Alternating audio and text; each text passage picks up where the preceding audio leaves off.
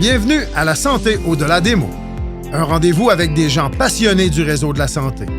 Jean-Pierre Gagné, lui-même médecin, vous fera partager sa passion pour le domaine et vous fera découvrir une foule d'invités et d'acteurs clés du réseau. Voici votre animateur, le docteur Jean-Pierre Gagné. Bonne écoute.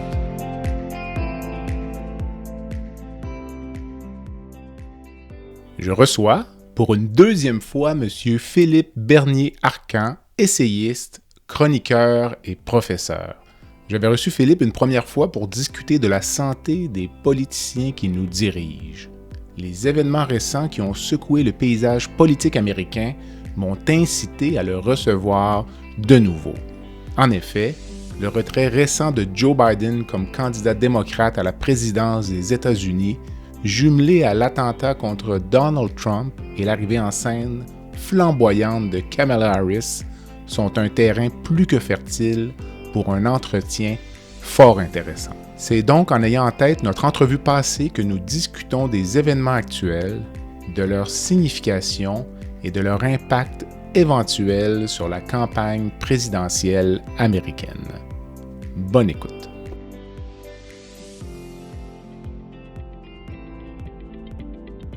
Je prends un court moment pour remercier les commanditaires qui rendent possible la diffusion du balado La santé au-delà des mots.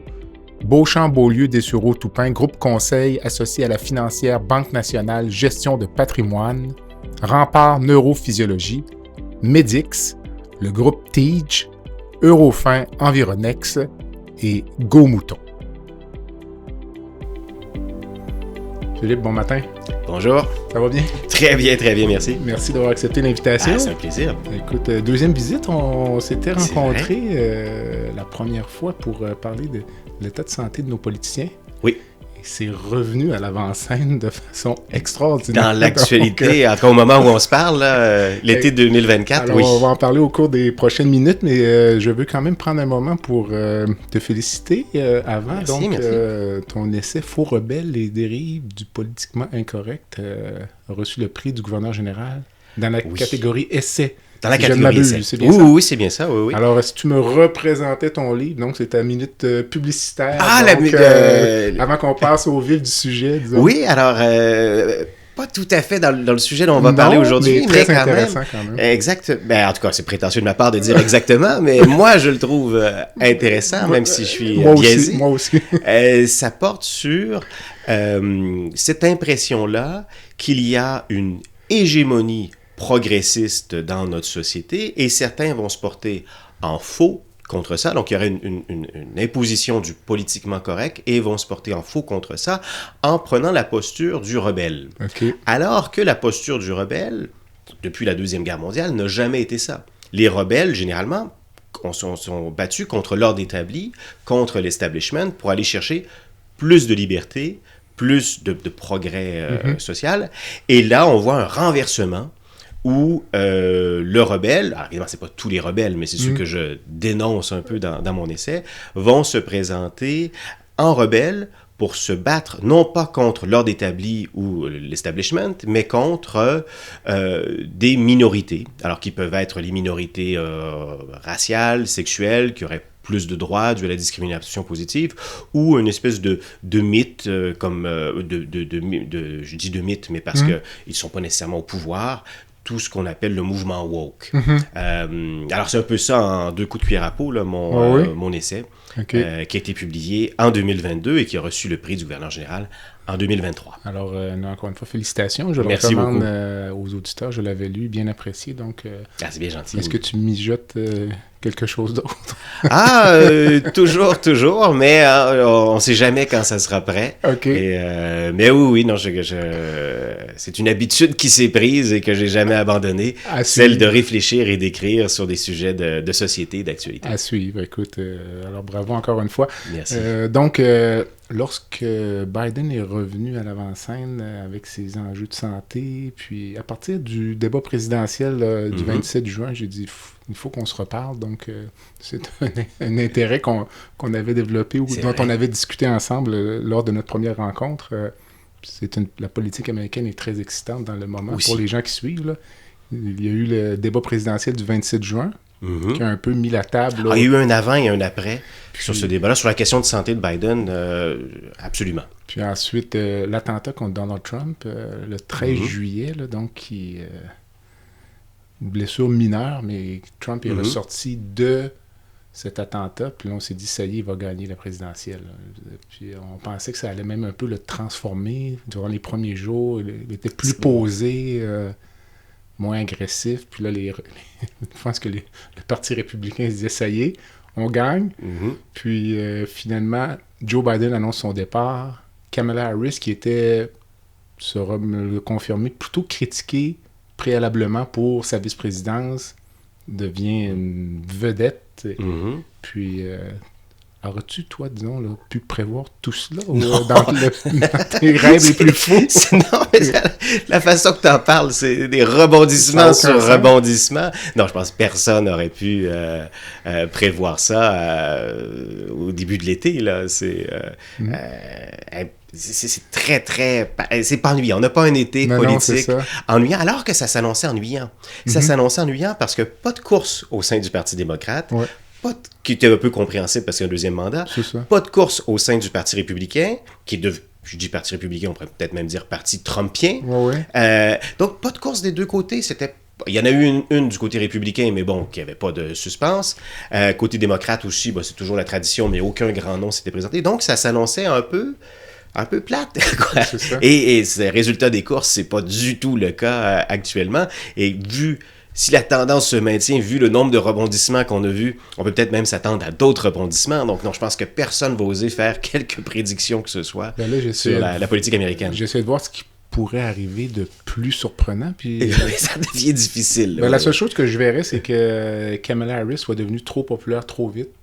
Puis que là, ça retombe, là, mais il y a plein de choses qui se passent. Je veux dire, c'est incroyable. Là, mais, oui, non, c'est... Parce qu'elle n'était pas vraiment populaire. Non, avant de devenir populaire, si on peut dire. Là, c'était pas... Et pourtant, moi, je me disais, cette femme-là va être présidente. Si ce n'est pas maintenant, ça va être en cours de mandat. J'étais incapable de concevoir que si Joe Biden gagnait la présidentielle, qu'il termine son mandat. Je veux dire, ça m'apparaissait impossible à cause de son état de santé... subjectivement, disons. Oui, c'était pas une prédiction audacieuse de dire ça, que Kamala Harris aurait pu, en cours de mandat, succéder à Joe Biden dû à sa fonction de vice-président. On en avait discuté lors de notre première rencontre. Est-ce qu'il y a encore une forme de vie privée pour les politiciens, ou là, dans le cas de Joe Biden, c'est simplement le fait qu'on voyait vraiment un enjeu sur sa capacité à diriger. Donc, c'était pas un problème de diabète ou d'hypertension artérielle. Ça semblait un problème cognitif. Est-ce que c'est ça qui rendait la donne un peu plus difficile? Ou...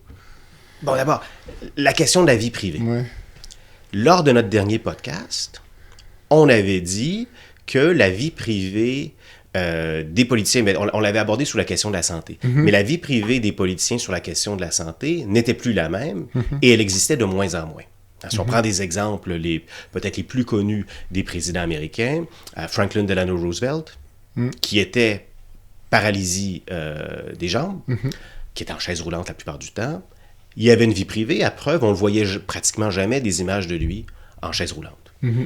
John F. Kennedy avait lui aussi une vie privée importante, que ce soit pour des raisons de santé ou sa vie intime, voilà.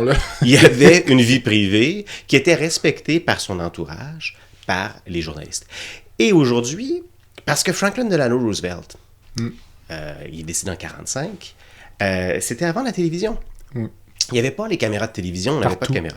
Dans le téléphone cellulaire. Oui, mais dans le cas de Kennedy, il y a une nuance. La télévision arrive. En 1960, même il est né, sa carrière politique est née avec la télévision. S'il y a eu autant de succès, c'est parce qu'il paraissait bien, parce qu'il contrôlait bien l'image, c'est grâce à la télévision.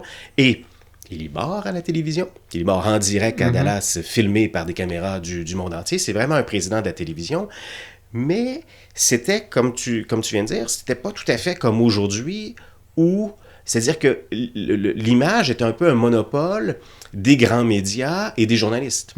C'est eux qui pouvaient dire un message. Sinon, c'est des conversations de bar ou de machine à café le matin au bureau. Tandis qu'aujourd'hui, effectivement, avec les téléphones, des caméras, on en a tous dans nos poches, littéralement. Donc, ça devient beaucoup plus difficile d'avoir une vie privée. Cela étant dit, je viens de dire ça, et Joe Biden nous a prouvé le contraire. En tout cas, dans le domaine de sa santé, de son état cognitif, il nous a prouvé le contraire. C'est possible d'avoir une vie privée par rapport aux questions de la santé. Parce que Joe Biden nous a bien berné quand même. En tout cas, il a été très bon en communication pour le cacher.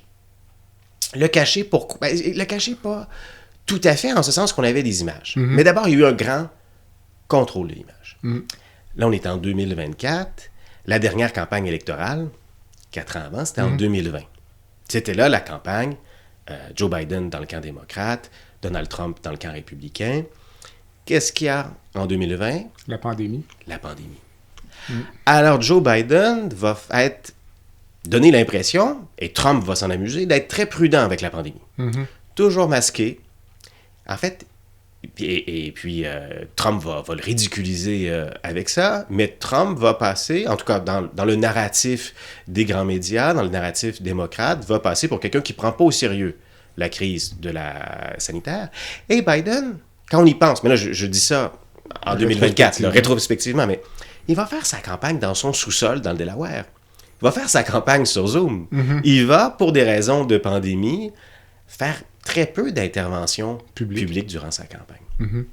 Et durant son mandat, et ça, les médias vont le dénoncer. Le Washington Post vont le dénoncer. C'est un des présidents qui a fait le moins de conférences de presse de l'histoire des États-Unis.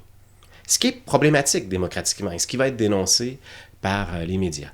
Il va y avoir un contrôle énorme sur son image, sur ses interventions médiatiques, avec toutes sortes de stratégies. Par exemple, les conférences de presse. Il va faire son speech, mais très peu de temps pour les questions. Non, les journaux, rétrospectivement, là, l'ont dit après le débat, après sa démission son retrait de la course le 21 juillet, vont dire on mettait de la musique très très fort à la fin des conférences de presse pour inciter les journalistes à s'en aller. Donc, il y aura toutes sortes de stratégies comme ça. Il va être hyper préparé. Toutes sortes de stratégies pour un peu berner. Mais cela étant, et tu as raison, des images qui auraient pu nous donner la puce à l'oreille, on en a vu, et on en a vu plein. Ben moi, comme je t'avais dit lors du premier balado, moi, je regardais je ne suis pas neurologue, là, mais il y a des neurologues qui se questionnent sur Internet si on fait des recherches sur la maladie de Biden. Moi, j'avais l'impression que ce monsieur-là avait des symptômes de parkinsonisme, mais il y a quelque chose dans la démarche. Mais certains spécialistes que j'ai lus en ligne disent non, c'est pas tout à fait ça. Il manque des petites choses là, au niveau du diagnostic. Mais toi, tu voyais ça par sa démarche? Oui, ben moi surtout, mais même je regarde parfois le regard figé. Là, le dernier débat, c'est frappant, là, l'argument du décalage horaire, tout ça, mais à la blague, moi je dis parfois à mes collègues à l'hôpital, j'ai dit, si j'ai un homme comme Joe Biden dans ma clinique, puis je discute avec lui d'une intervention, je vais peut-être avoir le réflexe de demander aux enfants d'être présents pour s'assurer que le patient comprend. T'sais. Souvent, on fait ça quand les patients sont d'accord. Si on a un patient de... Pas sûr que le message soit bien compris. Oui. Écoutez, aimeriez-vous que vos enfants soient là? Mais ce monsieur-là était président des États-Unis. Tu comprends? Là, c'est pas les mêmes enjeux, oui. Ben, écoute, je me dis, c'est quand même incroyable. Là.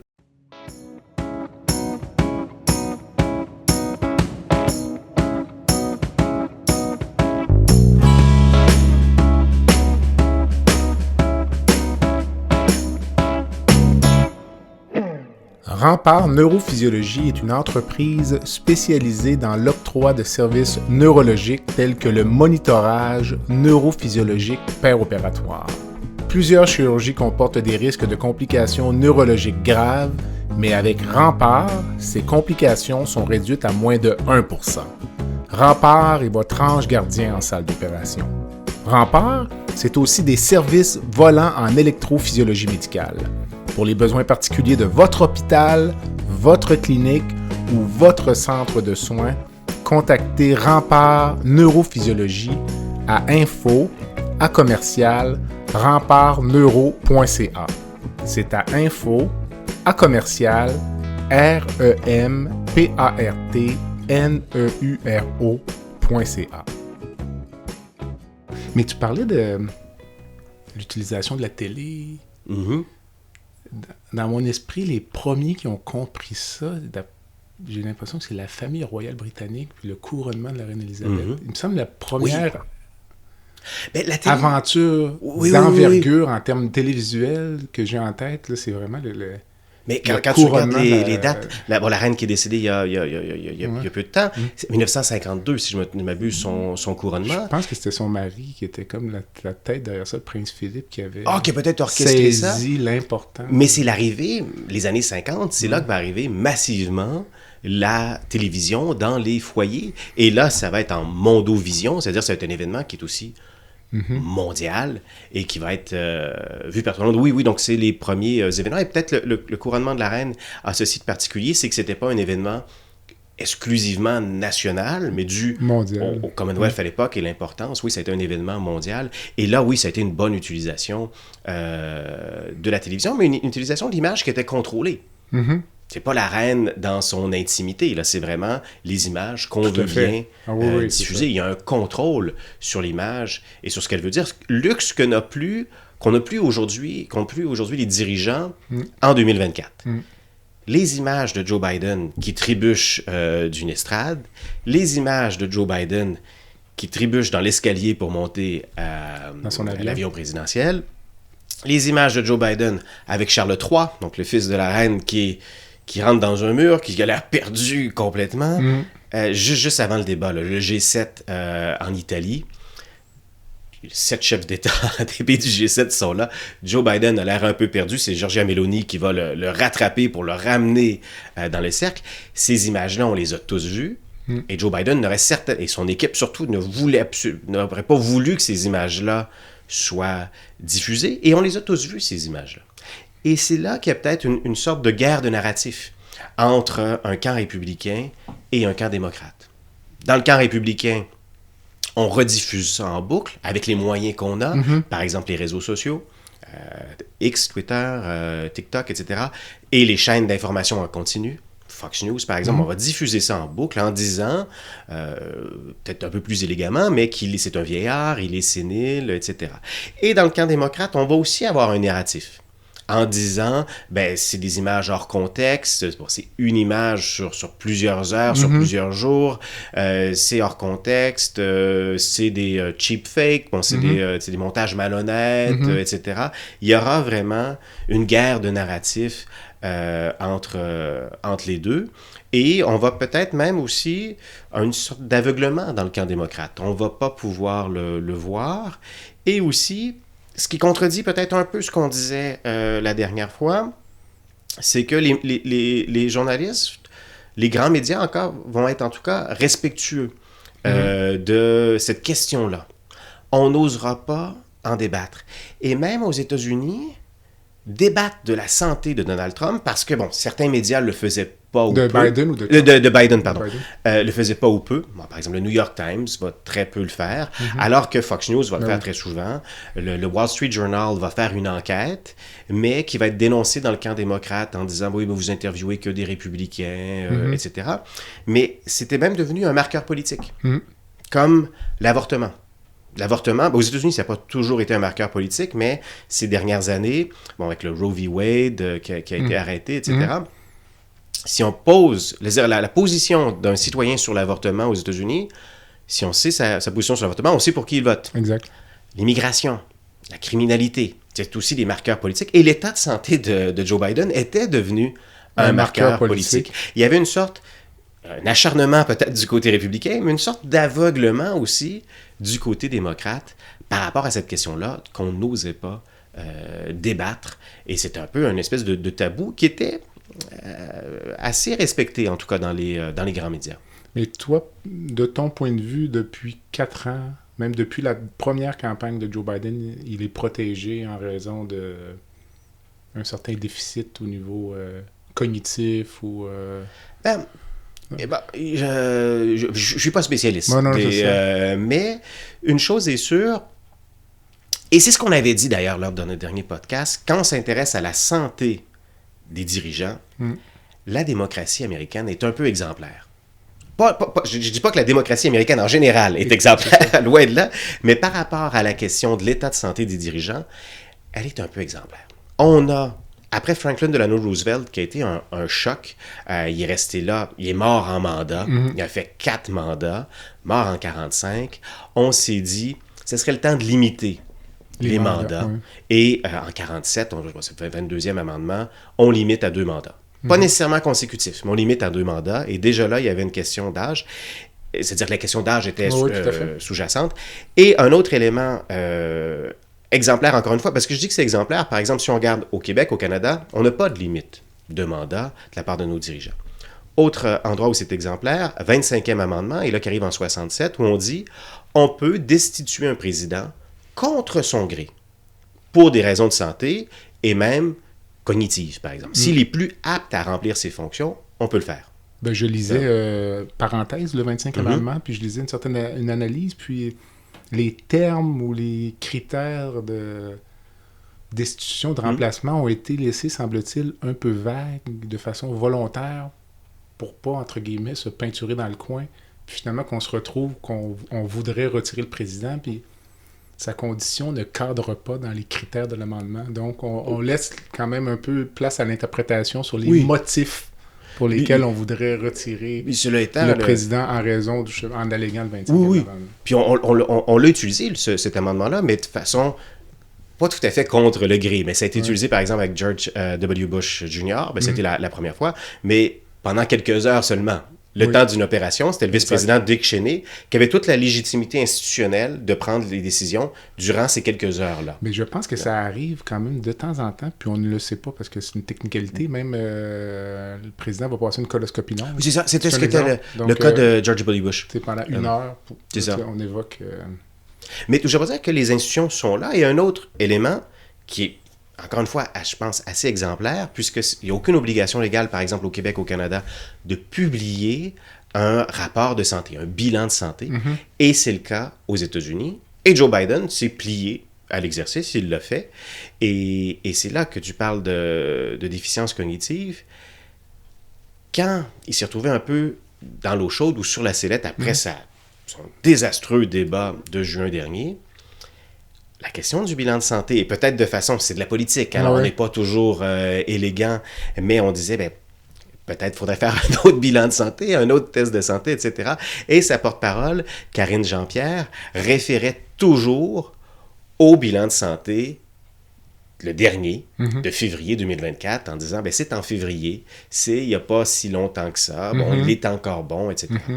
Alors, est-ce qu'il y aurait eu un déclin cognitif entre février et aujourd'hui? Et une autre possibilité, c'est que le bilan de santé n'a peut-être pas été... En tout cas, on a fait mention d'allergies saisonnières, je pense, d'arthrose, de fibrillation auriculaire. Je ne me souviens plus des détails, mais c'était assez complet, mais il y avait peut-être cognitivement, là, les aspects cognitifs étaient peut-être pas vraiment abordés dans ce test-là. Donc, oui, je pense que la démocratie américaine est exemplaire à ce sujet-là, mais c'est peut-être pas infaillible. Et une lecture, c'est-à-dire une publication d'un bilan de santé d'un président américain, c'est peut-être à prendre avec précaution ou avec un grain de sel. Tout à fait. Parce que c'est peut-être pas hyper précis, ça va peut-être pas répondre aux questions qu'on cherche à savoir ou qui seraient peut-être importantes pour les citoyens de savoir.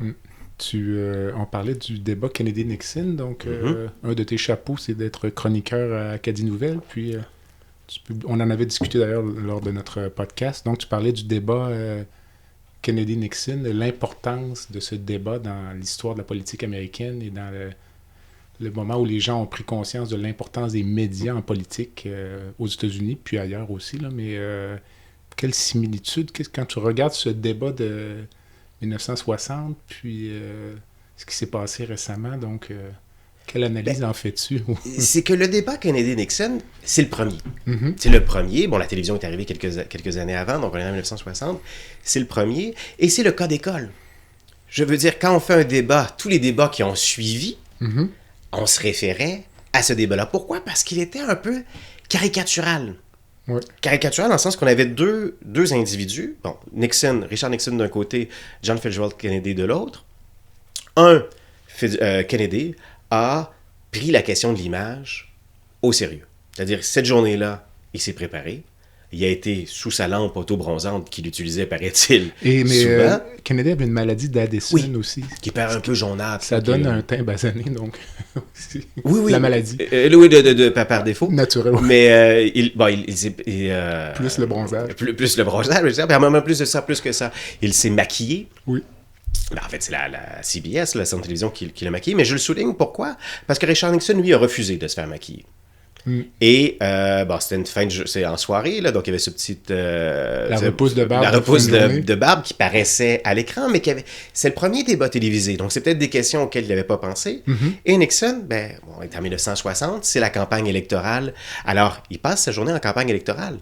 Il a une petite infection au genou, il est fatigué de sa journée, alors que Kennedy l'a consacré uniquement à ça. Donc, sans parler des enjeux qui ont été débattus dans ce débat-là, si on se fait juste à une question d'image, c'est là qu'on a vu l'importance de l'image. Et d'ailleurs, je pense que tu le mentionnes dans ta chronique, ou sinon, tu sauras me confirmer, les gens qui ont vu le débat télévisé considéraient que Kennedy avait gagné. Les gens qui ont écouté le débat à la radio avaient tendance à donner Nixon comme gagnant. C'était ce que les études, les espèces de focus group à l'époque... C'est quand même incroyable. C'est incroyable, mais surtout, là où je veux en venir, pourquoi je crois que c'est un débat important, c'est qu'à partir de 1960, on doit se poser la question de l'image. On doit être préparé, pas juste bien préparer ses dossiers, on doit bien préparer la question de l'image. Un petit exemple comme ça pour revenir, ici, au Québec, on est en 1960, 62, premier débat télévisé de l'histoire politique du Québec. Okay. D'un côté, Daniel Johnson, de l'autre, Jean Lesage. Et l'équipe de Lesage avait logique de croire qu'ils avaient retenu les leçons du débat Kennedy-Nixon. Alors Lesage ne fait pas campagne ce jour-là. Il se prépare, va sous une lampe auto-bronzante et lorsqu'il parle, il regarde pas son opposant, Daniel Johnson, il regarde les caméras, même lorsqu'il parle à Johnson. Ce que ne fait pas Johnson. Johnson a ses notes, il a l'air mêlé, il regarde ses notes, il cherche des informations. Lesage, lui, regarde la caméra, parle. Alors, encore une fois, bien retenu les leçons, ce qui compte, c'est l'image. Et il va le faire. Et le lendemain matin, évidemment, tous les journaux vont dire que Lesage est le grand gagnant, sauf le Montréal Matin, qui à l'époque appartenait à l'Union nationale, va dire Johnson triomphe. Mais même Johnson va le reconnaître, va dire j'ai perdu un concours de beauté. Ça va être sa leçon. Mais tout ça pour dire que ce débat-là, Kennedy-Nixon, est la référence quand on veut faire un débat politique. Ce qui rend d'autant plus incompréhensible le débat du 27 juin 2024. Comment peut-on, après les leçons retenues de 1960, qui est le débat, qui est la référence, mais le débat caricatural, ce qu'il faut faire, ce qu'il ne faut pas faire. Mais le problème pour le débat récent Trump-Biden, c'est qu'on ne peut pas contrôler. Il y a une variable qu'on ne contrôle pas, c'est l'état de santé de Joe Biden. Donc l'option B était de ne pas faire de débat. Peut-être mal gérer la fatigue quand même, peut-être, de Joe Biden. Il y a des mystères qu'on saura, en tout cas qu'on ne sait pas à l'heure actuelle. Il n'était pas obligé d'accepter parce que les élections, c'est en novembre. Généralement, les débats, c'est en septembre. On ne fait pas ça au mois de juin. Autre raison pourquoi c'est incompréhensible, à l'époque, ni Trump, ni Biden étaient les candidats officiels. Non, ils n'avaient pas encore été désignés officiellement par leur parti. Ça se fait au mois d'août. Alors, pourquoi c'était des candidats non officiels? Pourquoi avoir accepté? Inutile. Mais c'est le camp démocrate qui a envoyé l'invitation. Il y a vraiment quelque chose d'incompréhensible d'un point de vue de stratégie, de communication. D'après moi, il y a des choses qu'on ne sait pas. Puis je te rejoins là-dessus. Peut-être que les démocrates disaient, écoutez, l'état de santé de Biden va être pire en octobre. Un peu plus tard. Allons-y maintenant. Si on veut être vraiment machiavélique aussi, on peut penser que le remplacement de Biden par Kamala Harris était prévu depuis le début. Est-ce qu'on est capable? Ben là, moi, je ne m'aventure pas sur ce terrain-là. On est vraiment dans des scénarios parallèles. Là. Ce serait vraiment, tout à fait intelligent de leur part, parce que ça a débalancé complètement Il y a eu la campagne de Trump. Un avant et un après, et dans le narratif démocrate aussi, parce que là, quand est arrivé le débat du 27 juin, c'est comme si les démocrates, les médias et la société civile s'étaient finalement ouvert les yeux. C'était ouvert les yeux. Les images qu'on voyait, parce qu'on a parlé tout à l'heure des images de qui trébuchent, qui a l'air perdu. On a parlé aussi du bilan de santé en février. Mais il y a peut-être un autre élément qui serait intéressant de venir, encore une fois rétrospectivement, là, on ne faisait pas à l'époque. Février 2024, ou en tout cas même un peu antérieur à ça, avant février 2024, et le président Trump et le ex-président Trump et le président Biden sont accusés d'avoir laissé des documents secrets dans leur résidence privée. C'était dans son garage, dans le cas de Joe Biden, et c'était en Floride, dans le cas de Donald Trump. Mar-a-Lago. Mar-a-Lago. Et dans le cas de Trump, il ne collabore pas du tout, etc. On voit des images des équipes de sécurité qui arrivent un peu n'importe où dans une salle de bain, etc. Dans le cas de Biden, un procureur va faire une enquête pour voir si on doit faire procès. Et Hearst, si je ne me trompe pas, le procureur. Et il va faire son enquête et va dire, ce qui avait un peu mal passé à l'époque, en février, c'est pas la peine de faire un procès. Le jury aura probablement la même lecture que moi. C'est un vieillard sympathique. Exact. Qui a des grands problèmes de mémoire. Il se rappelait plus de la date de décès de son fils Beau. Il est un peu, je paraphrase un peu ce qu'il a dit, là, mais il est un peu perdu, il a des problèmes de mémoire, mais c'est un vieillard sympathique. Donc, ce ne sera pas un bon témoin. Le jury va, c'est ça. Et ça a été ça, sa lecture. Ah, évidemment, d'un point de vue, encore une fois, marqueur politique. D'un point de vue démocrate, ou même des participants démocrates, et même d'un point de vue des spin doctors, des analystes politiques, vont dire, on va éplucher sa biographie, on va se rendre compte qu'il a fait des donations dans le passé au Parti républicain, etc. On va l'étiqueter comme républicain, on va voir sa lecture comme une lecture, non pas la lecture d'un procureur qui a fait honnêtement son travail, mais comme une lecture politique. Alors oui, il y a vraiment... Et donc, on était, je pense, encore une fois, je le dis rétrospectivement, dans un certain aveuglement, et tout ça va tomber après le 27 juin. Les excuses que donne le camp démocrate, ils sont multiples. On va dire, par exemple, que si il n'énonce pas clairement ses propos, s'il n'est pas hyper éloquent, c'est Joe Biden, c'est dû à, dans sa jeunesse, il était bègue, il avait un problème de bégaiement, qui a fait de nombreux exercices, et c'est pour ça que son élocution est un peu particulière. On va dire, c'est quelqu'un qui gaffe souvent, et qui est un peu provocateur, etc. C'est sa personnalité. Et quand on dit qu'il est un peu provocateur, il nous a tenu, ces derniers mois, des discours complètement décousu. En conférence de presse, c'était en avril dernier, en Pennsylvanie, il est dans un mémorial de guerre, pour les soldats morts pour la nation, et il va parler de son oncle, qui est mort du côté maternel, qui est mort durant la Deuxième Guerre mondiale, dans le Pacifique. On n'a jamais retrouvé le corps. Il va dire son explication, c'est parce qu'il est tombé à Papouasie-Nouvelle-Guinée et qu'il s'est fait manger par des cannibales. Complètement décousu. Les conseillers en communication devaient être furieux parce que, incident diplomatique avec la Papouasie-Nouvelle-Guinée qui aurait pu être évité, tout ça pour quelque chose qui était complètement décousu. Donc, il va souvent faire des gaffes comme ça. On va dire, mais c'est sa personnalité, il est sympathique comme ça. À partir du 27 juin, ces excuses-là, ça passe plus. Et je dis à partir du 27 juin, vraiment après le débat, sur CNN, tous les commentateurs, et CNN, c'est pas Fox News, là.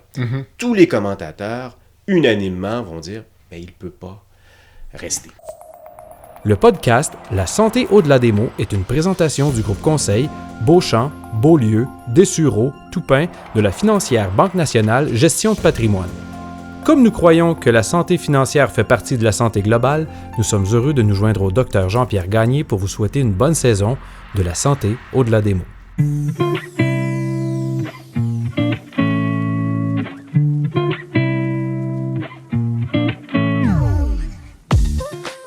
Fer et Velours est une entreprise de Québec spécialisée dans la location de mobilier vintage et création d'ambiance. Nous vous proposons une offre de service à la carte et selon vos besoins. De la simple location à la gestion événementielle complète. Chez Fer et Velours, notre slogan est de faire différent avec élégance. Visitez notre site web au www.fervelours.com. Au plaisir de vous rencontrer.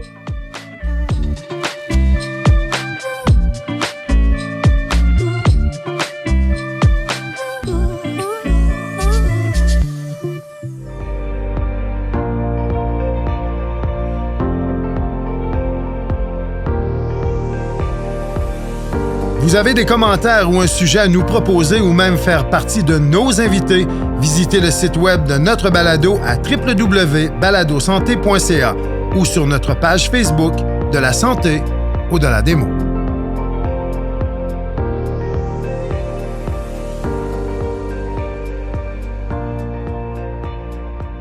Ben, moi, je trouvais que c'était comme le secret de famille là, ou quelque chose qui est caché, là, puis c'est de savoir qui en premier va oser briser le plafond de verre. Puis là, quand ça a commencé, puis il y a eu une lettre de George Clooney aussi. Mais la société, c'est pas juste les médias. Après ça, tous les grands journaux, tous les éditoriaux, unanimement, tous les éditoriaux vont appeler à ce qu'il se désiste.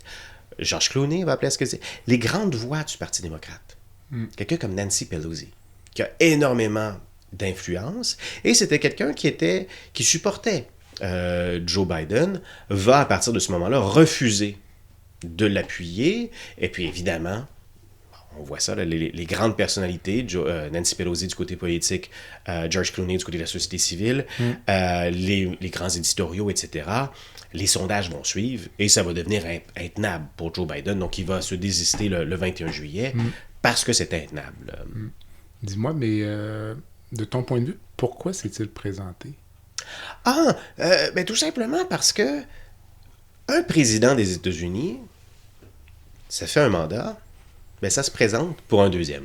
Même que son premier mandat, c'est souvent orienté en fonction du deuxième mandat. À partir du deuxième mandat, on peut aller peut-être vers des choses plus controversées. L'héritage politique. Oui, c'est ça, penser à son héritage. Mais le premier mandat, c'est fait pour se présenter pour un deuxième. Et quand on regarde l'histoire, il faut remonter très loin, là, je pense qu'il faut remonter au 19e siècle, à James Buchanan, pour voir un président qui ne va pas se présenter pour un deuxième. Lyndon Johnson. C'est pas tout. Ben, Lyndon Johnson, tu as raison. Ben, lui, son premier mandat, donc il a complété celui de Kennedy. Kennedy, il est élu une fois. Et après ça, légalement, il avait le droit de se présenter pour un deuxième mandat. Il ne s'est pas présenté il à pas cause fait. de Robert Kennedy à l'époque, parce qu'il savait qu'il ne gagnerait pas. Ben, en tout cas, il l'a pas fait, mais c'est l'exception que tu viens de soulever. Parce que tous les autres, ben Kennedy, parce qu'il est mort en mandat, mais depuis les 4 mandats de Franklin Delano Roosevelt, ils se sont tous représentés à un deuxième mandat, mais certains sans succès.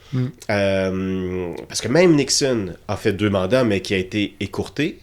Son successeur, Ford, n'aura jamais été élu, va se présenter, mais il ne l'aura pas. Jimmy Carter a fait un mandat, mais il s'est présenté sans succès pour un deuxième, il a perdu face à Reagan.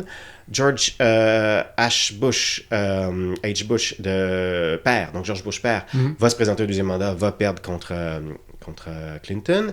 Et Donald Trump va vouloir un deuxième mandat, va perdre contre Biden, et là, légalement, il a le droit, on peut faire 2 mandats non consécutifs, donc là, il se représente à nouveau.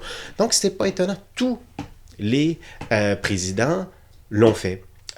Et peut-être un autre facteur, et là qui est peut-être un facteur plus personnel, ou en tout cas, la menace pour les démocrates, certains vont dire la menace pour la démocratie américaine, c'est Donald Trump. Il y a une seule personne qui a battu Donald Trump aux élections, c'est Joe Biden. Hillary Clinton n'a pas réussi à le faire.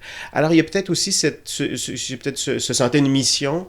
Peut-être que si c'était un autre candidat que Trump, il aurait peut-être laissé plus facilement sa place. Mais là, il se disait pas qu'à lui-même, il le disait publiquement, je suis le seul qui peut battre Donald Trump. Je l'ai déjà fait. Alors, c'est peut-être tout ça qui était en compte. Mais là où je veux en venir, pourquoi il s'est représenté et pourquoi il y a eu relativement peu d'opposition, c'est que c'est la tradition, et la tradition fait en sorte que les démocrates, aucun grand nom démocrate n'a voulu rivaliser. Il n'y a pas eu généralement, lorsque le président se présente pour un deuxième mandat, au sein de son parti, il n'y a pas de rivalité pour prendre sa place. Et c'est ce qu'on a vu, encore une fois, au sein des démocrates. C'était des outsiders complètement là, qui ont voulu... C'est ça, mais j'aurais tendance à penser que pour un politicien américain, justement, se présenter officiellement contre un président qui est en fin de premier mandat, c'est peut-être un suicide politique à certains égards. Donc, compte tenu qu'on prend pour acquis que oui, c'est ça. Le président va se représenter. Donc, je sais pas c'est comme un du sable dans l'engrenage. Peut-être, je sais pas. Oui, non, c'est tiré dans son propre but. Là, oui, c'est ça. Il y a peut-être un peu de ça, mais en tout cas, la tradition a été respectée. Personne n'a vraiment voulu le concurrencer. Donc, les raisons pour se présenter étaient multiples, mais comment interprétais-tu jusqu'à tout récemment son hésitation à se retirer? Pour moi, c'est comme deux choses différentes un peu. Là. Il y a une foule de bonnes raisons pour se présenter. Oui. Il y avait quand même une très bonne raison de se retirer. Puis là, il y avait une hésitation. Moi, je l'analysais par palier. Là, je vais t'en faire part. Mais oui, vas-y. Non, je t'écoute en premier. Ah non, mais j'ai pas de... Moi, je mettais ça un peu du point de vue. Je me disais, bon, la machine démocrate, là, le parti t'a donné toutes les raisons pour lesquelles Biden devait se présenter. Ça m'apparaît très clair. Mais il demeure qu'au centre, ça, c'est une personne, c'est un être humain, là, Joe Biden. Donc, autour de Joe Biden, il y a une cellule familiale. Oui. Ensuite, il y a des amis. Puis donc, moi, je voyais ça un peu comme des plures d'oignons. Là. Donc, je pouvais comprendre que la machine démocrate analyse froidement la situation et dise c'est pas le meilleur candidat sur la Terre, mais c'est le meilleur candidat dans le moment pour toutes les bonnes raisons que tu as mentionnées. Donc, on n'a comme pas le choix. Il faut y aller avec Biden. Mais plus on se rapproche de l'individu, plus je me disais, il y a une composante de relations humaines où j'étais incapable de concevoir que ses enfants, sa conjointe, ne lui aient pas dit, écoute, t'as assez donné, arrête. Je me disais, est-ce que ces discussions-là ont eu lieu? Moi, je me mettais dans... il me semble que j'aurais jamais laissé... mon père est décédé, là, mais j'aurais jamais laissé mon père publiquement faire...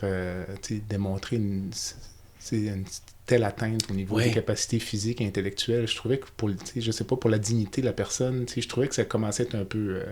au débat, là, je veux dire, c'était flagrant. C'est flagrant. Donc ça, c'est la cellule familiale. Mais pour l'individu même, on voit la même chose en médecine, moins qu'avant, là, mais ce refus d'arrêter, moi, je trouvais que c'était extrêmement narcissique, de mon point de vue. Là. Oui. Le refus de Joe Biden de se retirer, je trouvais que c'était... ça, je voyais un narcissisme incroyable. Son intérêt personnel plutôt que l'intérêt général. Exact. Oui, non, il se faisait comme pousser dehors. Là, puis moi, j'ai vu ça en chirurgie, en médecine, là, des personnes vraiment reconnues, respectées, qui ne savent pas quand arrêter. Là, il y a donc, peut-être un peu de ça. Et c'est là qu'on voit que les contre-pouvoirs ne sont peut-être pas si forts que ça. Mais oui, non, effectivement. Et puis, il n'y avait pas non plus là, on va dans le cas du parti, mais il n'y avait pas non plus de personnalité là, qui voulait être calife à la place du calife, qui se démarquait, qui se poussait, comme on peut voir dans d'autres démocraties où les gens au pouvoir sont contestés par leur propre camp de façon ouverte. Là. Les gens chrétiens avec Paul Martin qui jouait du coude, Jacques Chirac avec Sarkozy qui jouait du coude, etc. Dans le même camp, qui essaie de se démarquer. Et là, on voyait pas ça du tout. Ce qui peut peut-être un peu expliquer aussi que ça a pris autant de temps avant qu'il se désiste. Petite anecdote sur Jean Chrétien. Là, lorsque Ed Broadbent est décédé récemment. Oui. Il y a quelques semaines, oui. Il disait, c'est un homme que je respecte beaucoup, on était des amis. Chrétien disant en conférence de presse, il dit, c'est pas parce qu'on n'est pas dans le même camp qu'on peut pas se respecter, puis être amis, puis c'est sûr qu'en chambre, on chicane, mais après, on peut aller prendre une bière. Puis il dit, vous savez, en politique, il dit, vos ennemis, c'est pas nécessairement ceux qui sont devant vous, c'est parfois ceux qui sont assis derrière vous. Mais donc, c'est ça. Pour toi, quand tu regardes, disons, les dernières semaines avant le retrait de Biden, comment tu voyais ça venir? Est-ce que tu pensais qu'il allait... Comment voyais-tu la fin de la campagne avant les événements dont on discute aujourd'hui? Encore une fois, j'osais pas faire de prédiction, mais... tous les indices laissaient croire qu'il allait mener sa campagne jusqu'à la fin parce qu'il n'y avait pas rien qui permettait d'annoncer une autre personnalité. Mais Ok. c'est ça qui est particulier en ce moment, puis qui rend la campagne d'autant plus intéressante. Quand je dis qu'il n'y a pas d'autres personnalités qui se démarquent, quand Kamala Harris devient, encore une fois, pas à l'époque, le 21 juillet en après-midi, ou le 21 juillet au soir, ou 22 juillet au matin, pas officiellement candidate officieuse du Parti démocrate, elle se cherche un vice-président, il y a des noms qui circulent, elle choisit Tim Walz. Avais-tu déjà entendu parler de Non. Tim Walz? Inconnu au bataillon, du Minnesota, etc. Donc, c'est des nouvelles figures Oui. qui arrivent, peut-être aussi parce que la politique américaine, c'est le président qui est la figure centrale, et ça laisse peut-être pas la place à d'autres personnalités vraiment de se faire voir, de se faire valoir, où ils se font voir sur leur propre scène Mais électorale. c'est drôle que cette fois-ci, je trouve que les candidats à la vice-présidence sont projetés à l'avant-plan parce que là, avec l'arrivée de Kamala Harris, les gens ont commencé à se dire finalement le choix de Trump comme colistier, c'est peut-être pas la bonne personne. J.D. Vance, C'est oui. ça, donc c'est peut-être pas la bonne personne parce que ça aurait pris finalement quelqu'un qui puisse un peu projeter une autre image du Parti républicain, alors qu'au début, on l'avait pris de la compréhension que j'en ai, pas nécessairement pour aller chercher plus de votes, mais pour solidifier la base. Oui. Là, ça devient comme un enjeu, ça devient presque un boulet pour... Mais en revanche, du côté démocrate, on a respecté cette tradition-là, qui est la tradition que le choix du colistier, c'est une addition. C'est-à-dire que le président va chercher... Si le président, par exemple, vient du... c'est le cas, par exemple, avec plusieurs. Le candidat vient du Nord. Kennedy, encore une fois... On va chercher un vice-président du Sud. Mais il y a eu des exceptions. Ce qui est peut-être plus près du cas Trump-J.D. Vance, c'est peut-être Clinton-Al Gore. Les deux venaient du Sud et les deux avaient des profils semblables, mais des fois, on peut voir même des orientations politiques différentes, etc. Et des fois, c'est fait de façon peut-être un peu... le cas qui nous avait paru très, très populiste à l'époque, mais bon, c'était une époque pré-Trump, ça a été McCain qui a choisi Sarah Palin. Mais bon, l'Alaska... C'est un peu... c'est pas le meilleur choix. Oui, mais maintenant, depuis que Trump est arrivé, on ne sait plus où le situer, mais à l'époque, en tout cas, ça avait fait scandale, mais l'Alaska était peut-être pas... était un peu un enjeu oublié, là, quand on regarde la carte américaine, mais elle apportait des idées politiques qui n'étaient pas incohérentes à l'époque. Pourquoi? Parce qu'on était vraiment à la période pré-Trump. Oui, c'est ça, mais... la grande menace à la démocratie américaine populiste, c'était le Tea Party à l'époque. Et là, c'était peut-être l'objectif. Mais donc, c'était toujours dans cette vision-là, le choix du colistier, c'est une addition. Et dans le cas de Tim Walz, on veut parler à l'Amérique qui n'est pas nécessairement trumpienne, n'est pas nécessairement républicaine, mais qui est l'électorat de Trump. C'est l'homme blanc, je caricature là, mais qui se sent un peu délaissé par les politiques progressistes, etc. Et là, on est allé chercher exactement l'électorat qui pouvait parler à cet électorat-là. Alors, on reste dans la même tradition. Et Trump, effectivement, c'est une stratégie, on ne va pas juger, là, selon les sondages, c'est pas nécessairement une mauvaise stratégie, mais qui n'est pas une stratégie d'addition, qui est une stratégie vraiment d'aller refaire le même message et un contrôle sur le message.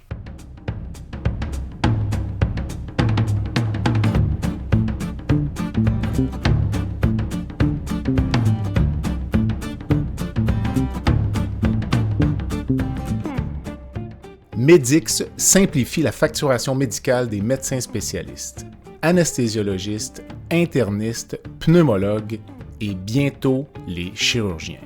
Grâce à une application mobile conviviale et une expertise personnalisée, Medix fait une différence réelle dans la vie des médecins. Sauvez du temps, réduisez les erreurs et optimisez vos revenus avec Medix. Medix est fier de desservir plus de 60% des anesthésiologistes du Québec. Pour toute question, n'hésitez pas à visiter notre site web à www.medix.com www.medyx.com ou téléphonez au 514-548-2500.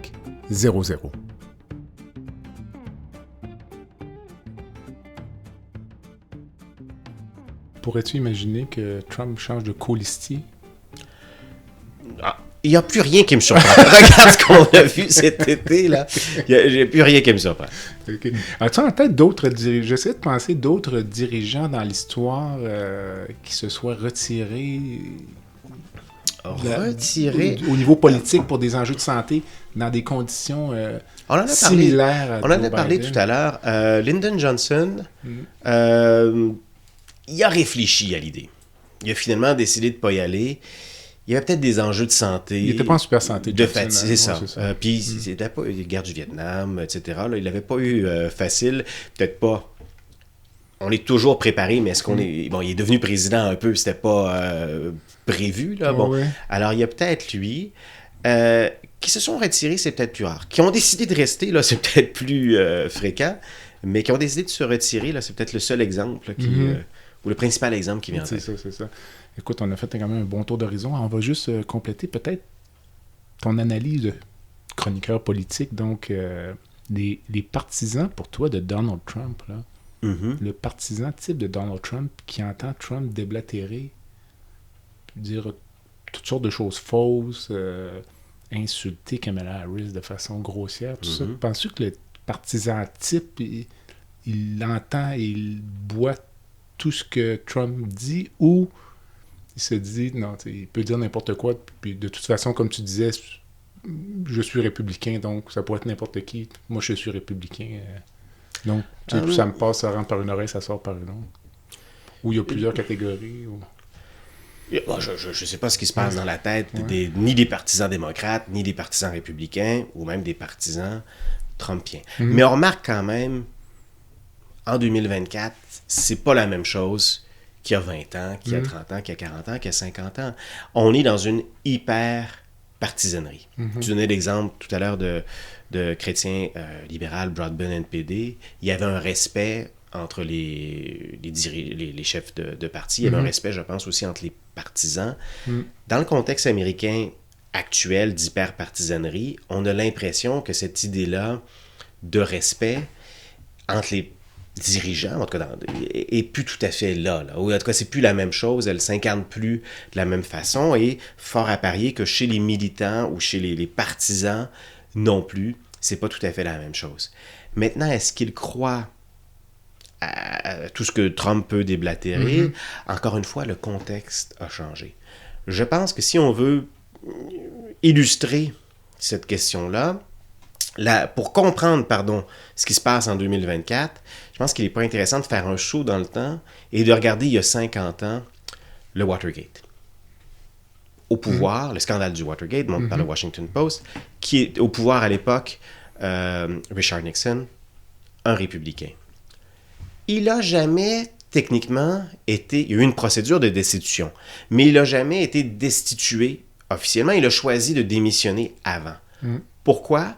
Il avait pu l'appui, évidemment, il n'avait pas l'appui des démocrates, mais il avait pu l'appui de ses propres troupes. Ils avaient pu l'appui des républicains. C'est vrai de la part des élus du Congrès, mais c'est aussi vrai de la part de la population, des citoyens, de ceux qui avaient voté pour lui, de ceux qui l'appuyaient. Les citoyens, ceux qui avaient voté républicains, étaient capables de cette distance-là. Ils n'étaient pas en adoration devant Nixon. Dans le cas de Trump, on a vraiment l'impression qu'il y a une forme d'adoration. Il y a quelque chose d'irrationnel chez plusieurs d'entre eux. Autre élément, le Watergate, d'où ça vient tout ça? C'est une enquête journalistique du Washington Post. À l'époque, on s'informait comment? Par les journaux. Et puis l'information nous revenait. Et le citoyen lambda, le citoyen moyen, qu'il vote démocrate ou qu'il vote républicain, il s'informait par les journaux. Il y avait une relation relativement de confiance envers les journaux, envers les médias. En 2024, je ne suis pas prêt à dire qu'ils sont aussi bien informés. Je ne suis pas prêt à dire qu'ils ont cette relation de confiance envers les médias. Plus d'informations, mais moins de bonnes informations. Il y a plus de désinformation et la relation de confiance avec les médias, elle est plus là. Dans le cas de Trump, et peut-être dans une certaine mesure plusieurs de ses partisans, lorsqu'il parle des grands médias, New York Times, Washington Post, CNN, fake news médias. Et les médias ne sont pas parfaits, les médias ne sont pas infaillibles. Quel a été, après le 27 juin, après le débat, quel a été le discours des républicains? Ça a été, On vous l'avait bien dit, les médias vous mentent. Fake news médias, ils vous ont caché l'état de santé de Biden. Donc, on renforce cette impression-là et on va s'informer par des médias alternatifs ou par notre propre chambre d'écho pour avoir vraiment les informations qui nous plaisent plutôt que d'autres informations. Et ça joue sans doute dans les deux camps. Mais je suis pas convaincu qu'on est aussi bien informé en 2024 qu'on l'était il y a 50 ans. Alors, je pense qu'il y a peut-être tout ça qui peut expliquer un peu la situation qui est pas tout à fait la même là, qu'auparavant et qui peut expliquer cette hyper-polarisation de la scène politique américaine. Parce que tu parlais de marqueurs politiques, là, j'ai en tête, je pense que c'est lors de la dernière campagne présidentielle américaine, une électrice du sud des États-Unis, son seul critère était le fait que Trump allait mettre des juges conservateurs à la Cour suprême, lesquels juges allaient restreindre l'accès à l'avortement. Donc, tu vois, pour cette dame-là, il n'y avait pas d'autres enjeux là, sur la personne, sur la politique, sur l'économie, le climat. Là, Mais là, cette dame-là, au moins, on reste dans le rationnel. Ouais. On l'a effleuré tout à l'heure. Ça m'avait jeu de mots, là, comme la balle, là, quand la balle a effleuré Donald Trump. Là, toute l'imagerie qu'il y a eu derrière ça, on en a parlé un peu en début de podcast, mais il se fait tirer, il y a les images, donc il est là ensanglanté, il a le réflexe de lever le poing, de crier « fight, fight, fight ». Donc un réflexe de communicant extraordinaire, mais ensuite où c'est intéressant, c'est la stratégie de communication de son équipe par rapport à ça, où on va être vraiment dans l'irrationnel, on va être dans le religieux. On va être dans vraiment des images d'icônes religieuses vont circuler, etc. Officiellement, là, par les voix officielles du Parti républicain.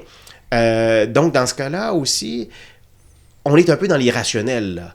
On est un peu dans le Trump sauveur, dans le Trump choisi par l'aide supérieure, bon, etc. Là, j'oublie les vocables religieux. Mais on est un peu dans l'irrationnel aussi. Ce qu'on ne voyait pas vraiment là, en politique américaine auparavant. On est quelque chose de bien difficile de faire des comparatifs historiques. Là. OK, quand même. Écoute, avant de passer à notre petite section baguette magique qui continue l'entrevue, qui va gagner je préviens. En novembre? Comment, avec tout ce qu'on vient de discuter, tous les imprévus, comment veux-tu qu'on ose faire des prédictions? OK, ben moi je vais dire démocrate. Démocrate, c'est une prédiction ou un souhait? Les deux. Les deux. Ouais. Mais en fait, on pourrait continuer. On rebondit d'un sujet à l'autre. Mais il y avait quand même un enjeu avec Donald Trump. J'avais lu aussi le fait que la personne ait l'air un peu dérangée, impulsive. L'impact que ça a au niveau international, semble-t-il que ça a une certaine valeur, ça, parce que les autres dirigeants disent... Tu sais, mettons, Biden, à l'époque, Obama aurait brandi la menace de l'arme nucléaire.